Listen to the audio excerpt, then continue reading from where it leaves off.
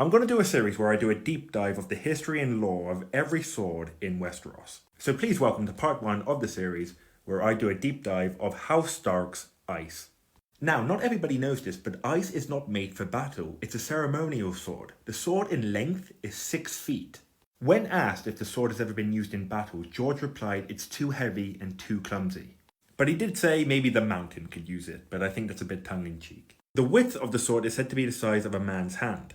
The sword in the show looks quite different to the sword in the books, because in the books, the sword is described as dark, smoky, with deep ripplings inside. And this is not the first sword belonging to House Stark named Ice. During the Age of Heroes, House Stark had a sword named Ice. Now, not too much is known about that sword. Actually, nothing is known about that sword. But what we do know is that Ice is a legacy name, and that this sword is named Ice because of that sword. House Stark acquired Ice 400 years before the start of the main series. It's a Valyrian steel sword and was spell forged in Valyria. How House Stark acquired this sword, we don't know, but maybe we'll find out one day. Since then, the heads of House Stark have used the sword to dispense justice. It's been used as a beheading sword. We see in the main series Ned Stark using it, and Cregan Stark uses it, and we will see him use it in House of the Dragon. Now, if you don't want to know who he uses it on, stop now. But he uses ice to take the head off Larys Strong.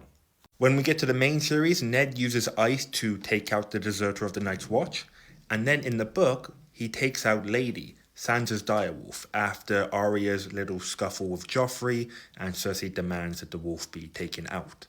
When Ned is arrested in King's Landing, Ilyn Payne takes charge of ice, and we all know what happens next. Using ice on Ned. Damn. Through envies during the War of the Five Kings, Robb demands ice back. Tyrion, who was acting Hand of the King at that time, says that ice will only be returned once Robb Stark surrenders or peace is restored.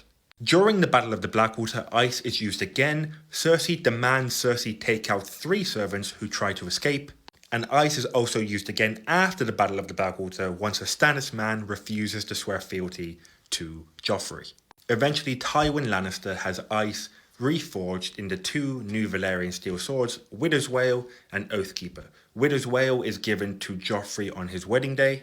Oathkeeper is given to Jaime, but he gives it to Brienne of Tarth, who is set out on finding Sansa and Arya. That is the history of ice as we know it so far.